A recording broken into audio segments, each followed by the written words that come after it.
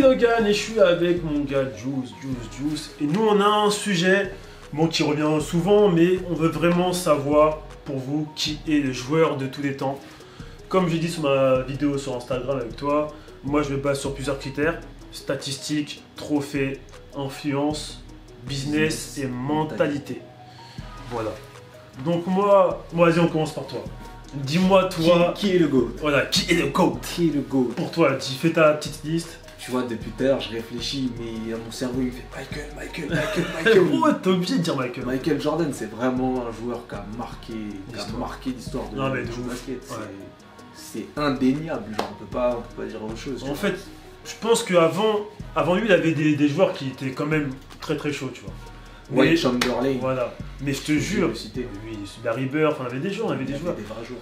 Mais quand MJ est arrivé, je sais pas, j'ai l'impression qu'il a changé à NBA. Il a ramené un nouveau truc. Il a ramené un nouveau truc et... De toute façon, tu le vois, hein, t'as des Jordan, on a tous des Jordan, des mecs qui sont en partenariat avec Paris, je sais pas c'est quoi le truc avec Paris Saint-Germain, Oui, bah oui, ouais, il est en partenariat avec Paris Saint-Germain. Voilà, le mec est vraiment partout. Et après, je trouve que, bon, là c'est vraiment business, hein, on vous a parlé du business, mais aussi son influence. C'est que quand, à un moment, il a pris sa retraite, MJ, il faut savoir qu'avant, il avait pris sa retraite et tout, et que son équipe, ils n'arrivaient pas à gagner, et quand il est revenu, parce qu'il est parti faire du baseball, il est revenu, ils ont gagné 3 titres d'affilée, tu vois. Donc, tu vois que le mec, il a une influence. Ah, c'est sûr. Après, mentalité, il a fait des matchs alors qu'il était malade. Ouais. Un jour, il a joué contre Détroit. Les Détroit, c'était une équipe vraiment. Ils avaient un 5, c'était des mastodontes, genre ils se tapaient à chaque fois. Lui, tu vois, il a le mental. C'est-à-dire que même s'il se fait bousculer, se taper, blesser, il continue à jouer. Et il me fait penser aussi à Kobe Bryant, qui est dans ce style. Ouais, je vois. Mais Black Mamba. Kobe s'est beaucoup inspiré de Michael Jordan. C'est vrai. Il le dit lui-même. Ah, il le dit lui-même. Bah, de Black Mamba, wesh, Mamba, tu vois, c'est Mamba attitude. Pour l'instant, dans ce débat, moi je mettrais déjà Kobe et Michael Jordan en haut. Ouais. Et il y a aussi Kareem Abdul-Jabbar, parce que en fait, lui, c'est différent, c'est que.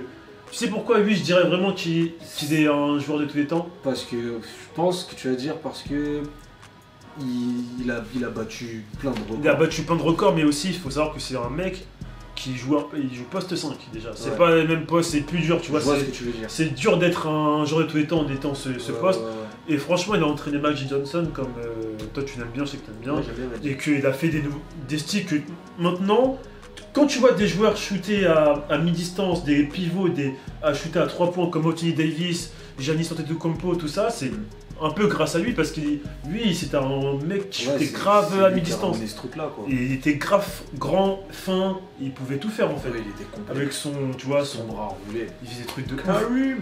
Et aussi politiquement aussi, il était vraiment, il était super intelligent. Il faut savoir qu'il, je dis pas que les gens sont, lui il était intelligent. Je dis pas que les autres sont bêtes. Hein. Ils sont tous intelligents, mais lui il avait vraiment un truc. Tu vois, politiquement, il était dedans, tu vois. Oui, il s'intéressait beaucoup à ça, il faisait en sorte de changer les choses, je crois, pour la communauté. C'est ça, et je trouve qu'il a vraiment influencé tous les pivots, tous les grands fins, tu vois, et je trouve que... Ouais. Donc pour moi, je mets les 3 en premier, tu vois. LeBron. Vas-y, parle de LeBron. LeBron, c'est quelque chose. Ouais. Même si t'es pas fan, tu peux pas cracher. Tu peux pas nier le fait que ce mec est super chaud. Ouais. Moi qui étant fan des Warriors, je le dis, hein, je l'avoue, le mec, c'est incroyable. Vraiment, c'est incroyable. Même si là, ils ont perdu 4-0 contre les Warriors, tu vois ces matchs, le mec, il tourne à 30 points par... Et lui, tu vois, niveau influence, je pense, justement, quand tu as parlé de la première vidéo, niveau influence, je pense que lui, c'est quelque chose par rapport à son équipe. C'est vrai. C'est-à-dire que j'ai vu des vidéos, c'est lui le coach. C'est vrai, tu vois, c'est un meneur. Carrément, là, vu qu'il joue aux Lakers, ça, t'as vu, j'ai vu une petite vidéo en mode, il était en lancé franc, et il disait, oui, mets-toi là, toi, mets-toi là, et tu vois, vraiment, c'est vraiment directif, c'est lui qui gère sur le terrain. Mais à ce qui paraît, quand il était au Cavs, c'était même pas Tyronn Lue qui, dans les vestiaires, c'était lui qui parlait, tu vois ce que je veux dire? C'est vraiment un leader. Après, niveau mentalité, par rapport à des Kobe, tout ça, je trouve que c'est moins fort. Ouais. Après, moi j'aurais kiffé qu'il reste vraiment dans une équipe comme Kobe, comme MJ, même si à la fin il a changé d'équipe, mais j'aurais kiffé qu'il reste dans. Mais explique, c'est quoi ton point de vue par rapport à sa mentalité? Dans le sens où il a pas. Dans le sens que j'ai l'impression comme il a dit, il est parti à Miami pour gagner un titre. Ouais, je vois. Parce qu'il sait il dit ouais, il a eu Chris Bosh, tu vois, il était avec des All-Stars, tu vois. Moi j'aurais bien aimé qu'il qui crée son équipe et qui gagne. Tu vois. Fait, comme il a fait comme à Cleveland en fait, il est arrivé. Bon, voilà, en fait, t'aurais kiffé, il reste à Cleveland. Bon, même à Cleveland, je dis ça, mais. Qu'il fasse gagner un trophée à Cleveland. Je dis ça, mais même à Cleveland, quand il est venu, gros, il avait des joueurs qui sont nuls. Tu vois ce que je veux dire? Alors que. C'est pas. En tant que joueur, c'est normal aussi de rechercher un trophée, tu vois. Non, mais c'est sûr. Si son but c'est d'être le GOAT. Par exemple, Kobe, même s'il avait plus Shaquille O'Neal, il restait à. Tu vois ce que je veux dire? Il a gagné en 2010 les Boston, je crois. C'était en 2010 qu'ils ont gagné Boston. Je crois. Avec Ron Artest, Bynum et tout, tu vois. Alors que l'équipe était moins forte, mais ils ont quand même. Tu vois? Tu vois ce que je veux dire? C'est juste ça qui me chamboule un peu, mais après, j'ai un contre lui, il est fort. Et voilà. Après. Oh ouais, oups, il s'enfuit. Il s'enfuit ce gamin. Après voilà, toi, dis-moi, fais-moi ton classement. Parce que j'avoue, mais c'est compliqué. Un petit top 5. Je mettrais. Je classe pas, je vais pas vous dire lui en premier, lui en deuxième. Juste dans le 5, je mettrais ma MJ, c'est sûr. Ok. Je mettrais. J'arrête pas de vous casser les couilles avec ça, mais Wilt Chamberlain. Ah oui, c'est abusé. 100 points en un match, les gars. 100 points en un match. Mais après. Ce que les gens vont dire, je pense, c'est que avant ils vont dire que ouais, c'était plus facile. Les jeux avant étaient plus faciles que maintenant. Parce que là, gros, là c'est vrai qu'aujourd'hui il y a beaucoup de joueurs forts. Là, c'est de ouf. Parce que ce débat, vraiment, on peut pas savoir qui est mieux. Parce que la nouvelle génération, ils vont dire LeBron James.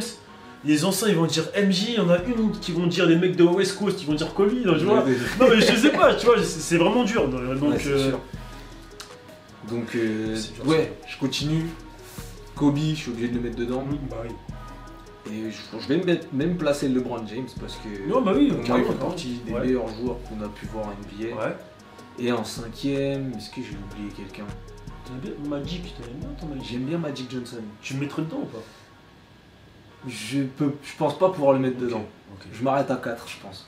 5, ça me vient pas à l'esprit. J'ai capté. Donc moi, je vais essayer de faire un classement. Bon, comme t'as dit, c'est pas de top 1, top 2. Mais je mets Karim, sûr et certain. Ah bah j'aurais mis Karim dans 5. Voilà. Karim, MJ, LeBron, Kobe. Et le 5ème... Putain. Le 5ème, j'avoue, c'est dur, mec. C'est dur, hein. C'est très très dur. Mais là, je pourrais mettre Larry Bird, mais son influence, je vois pas beaucoup de gens... Quoique Larry Bird, il a quand même influencé... Enfin, je sais pas, c'est dur, mec. C'était un bon shooter, c'était un bon shooter. Du shoot, quoi. C'était lui qui a... Après, j'avoue, moi, j'aurais pas mis, hein. Mais s'il aurait gagné des titres, j'aurais mis Iverson sûr. Ouais, moi aussi. J'aurais mis Iverson sûr. Mais vu on s'est basé sur des critères, il y a des critères où il correspond pas du tout, c'est juste ça qui rend ouf, tu vois. Mais lui, il avait une vraie mentalité aussi. Enfin, voilà, il était chaud. Mais c'est dommage qu'il a pas gagné de titre. Ouais. Mais voilà, moi j'ai un top 4, mais top 5 c'est chaud. Je m'as dit, je mets Larry Bird dedans. Mais Larry Bird. C'est dur, mec, c'est dur. Ah, j'avoue que c'est chaud. Voilà. Donc, répondez en commentaire, hein, laissez des commentaires pour vous qui est The GOAT. Faites votre classement. Faites-nous un petit top 5, top 3, top 5, top 2 même. Comme vous voulez, et on se dit à la prochaine. On est sur le Oups, t'as un mot à dire à la fin. Ah oui, abonnez-vous à lui, hein. Lui, c'est tout, hein. Lui, il connaît tout. Juice. Voilà, Coconut Juice, on va mettre... L'acolyte de Doug Logan. Voilà, c'est mon acolyte. De toute façon, on va mettre toutes tes... Ouais, les réseaux vont s'afficher, vous connaissez déjà. Hein. Et voilà. Vous savez comment on procède. Vous savez tout.